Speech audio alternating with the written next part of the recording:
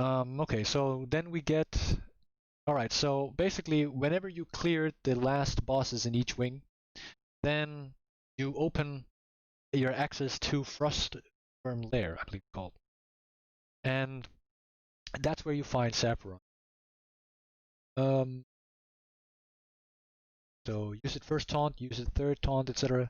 CD line 4. Yep, about the CG.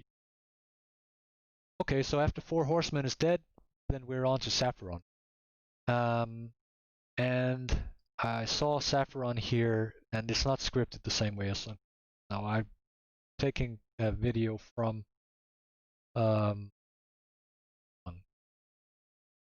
so let me see here. Right, so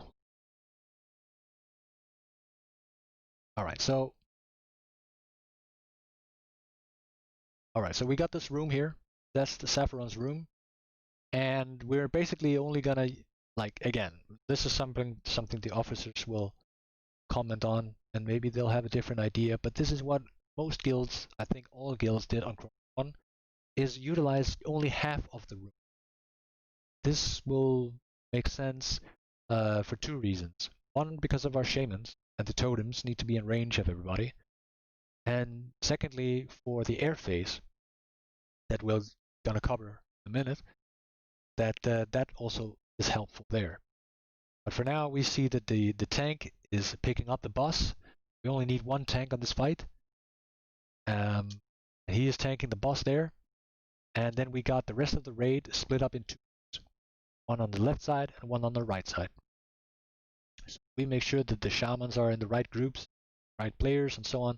We make sure that the mages are spread into both sides, because there's going to be decursing taking place on both sides also.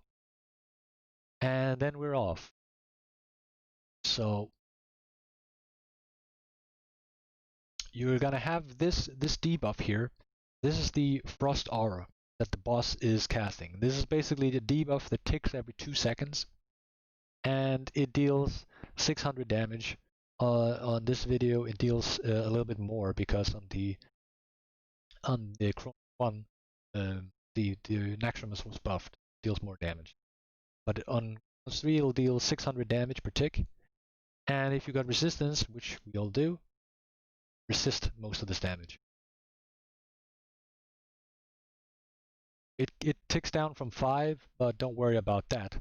It basically just deals damage every 2 seconds. So now maybe I shouldn't. Maybe I should back a little. So we got blizzards going on. Blizzards move slow, so you can avoid them, but they deal a fuck ton of damage. Make sure to avoid them. It's also something that I heard a lot of people say that's gonna lag the fuck out of your computer. So make sure that you set your video settings to low on Sapphiron, or you're gonna have a hard time playing on this fight.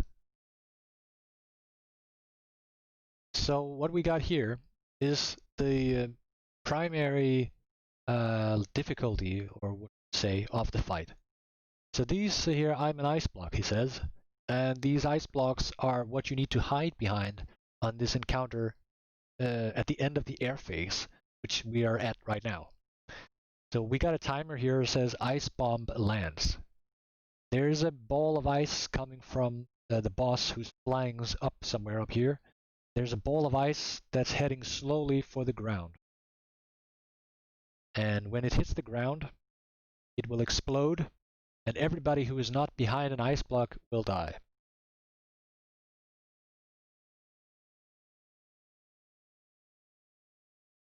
Then after that has happened, then the ice blocks disappear and the boss will land. The tank is getting ready to pick up the boss and will tank him at the similar position as before. And by this time, we are also at the 2 different sides of the room. We readjust our totems, and then we are on to a repeat of the first ground phase. So you can consider this fight like a 2-phase fight, whereas the ground phase and then the air phase, and everything is pretty much the same the whole fight. So the Frost Aura is going on the whole fight. you're gonna need to repop the protection potions, or you might need to use mana potions, or demonic runes can be used.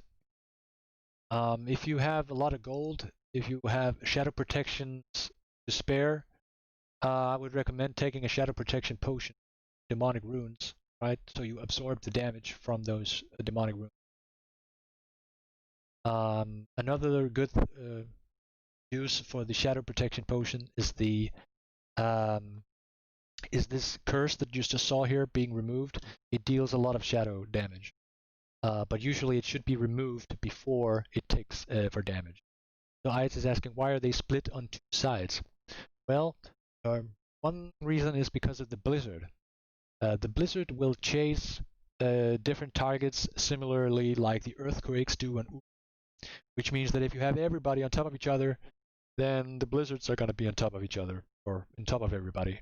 But if you have the raid split up in two places, then sometimes they'll have to, move from side to side, which means that most of the blitz are actually going on outside the raid. That's one reason. The other reason is when the air phase is happening, you want to be able to spread out pretty quickly. And I'll explain why in a minute. So now we got another air phase. As soon as the air phase happens, everybody spreads out, right? When I say spread out, I'm talking about only half of the room is being utilized. But before we were stacking up in two close groups, close to the totems. Now in the air phase, we're using the entire half of the room. Another thing we want to try to do, at least I would suggest that we try to do this, is that we have people stack on top of each other. Not many, but in pairs of two, can have people stack up on each other. And the purpose of this is to make the raid stack up closer. Because if everybody has to be like 10 yards from everybody else, then we need more space. But if everybody stands on top of one other person, right? So we're standing in pairs, then you could like have the whole raid fit in on a much closer space. And the benefit of that is that the ice bombs that are that are being cast, that are forming the ice blocks, well, the closer the raid is to each other, the shorter everybody needs to run in order to get to the ice blocks. So that is why having the raids stack up pretty close to each other in the air phase also helps people survive the trips to the ice blocks, which is one of the main reasons people die on this fight, is because we're spreading out too far. Like, let's say we have people like all the way over here, and what's the reason not stacking more than two people on top of each other? That is because whenever you are getting hit by a frost bolt, you take a lot of frost damage, and so does everyone else close to you. So basically splash damage. That also means that let's say an ice block appears. Why don't we just go and hide behind the ice block, right? Might as well just go do it now, and then we're safe. Bad idea, because if a lot of people do that, then and the boss is not done casting his frostbolt, then you have 10 people behind an ice block, all taking the same splash damage. That's far too much damage for the healers to catch up and heal up again. So that also means that when the ice blocks, frostbolts are going out, you actually have a rule of thumb. The rule of thumb is don't start running behind the ice blocks until all the ice blocks have appeared. And there's gonna be 5 in total. So basically you watch the boss and you watch people on the floor, keep a track on how many ice blocks do we have, watch the timer, and when you know that there are not gonna be any more frost bolts coming out, then you start running. The other rule of thumb is not wait until the last ice block has appeared if the 4 other ones are like in the other fucking end of the room, right? Because at that point you're rolling a dice that the 5th and final one is gonna land close to you, so close to you that you can survive.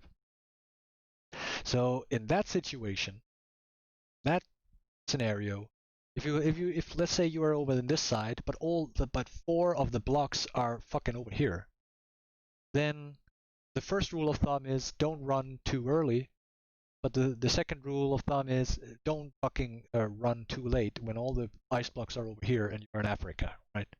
So that is how figuring out the balance between those two is gonna lead us to defeat this encounter.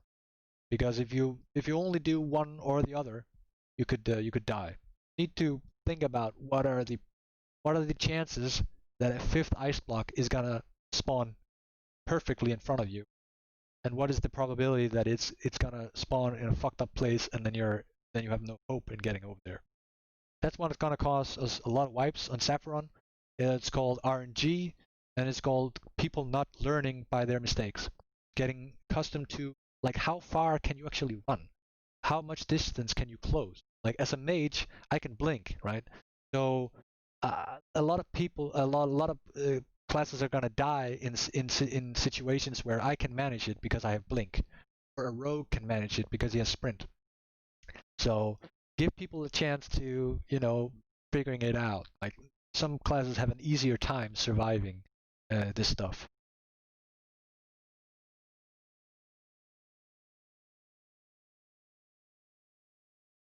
So the life drain, basically, all we have to know is remove the curse when it happens. If you don't, it starts to take for a lot of shadow damage.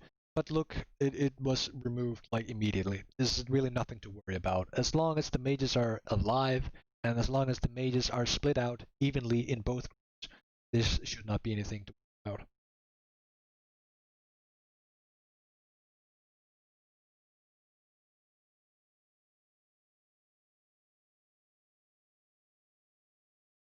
Does anybody have any questions about this fight?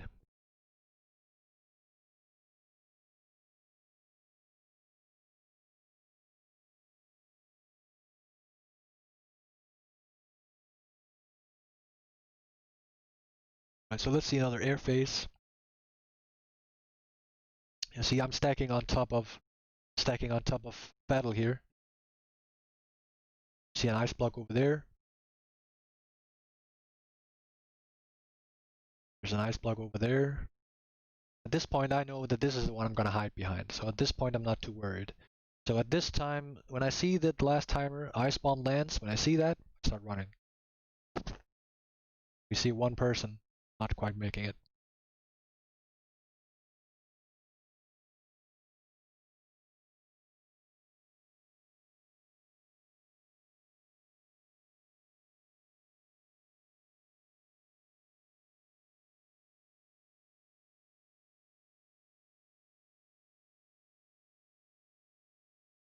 Is there a limit on how many you can be behind an ice block? No.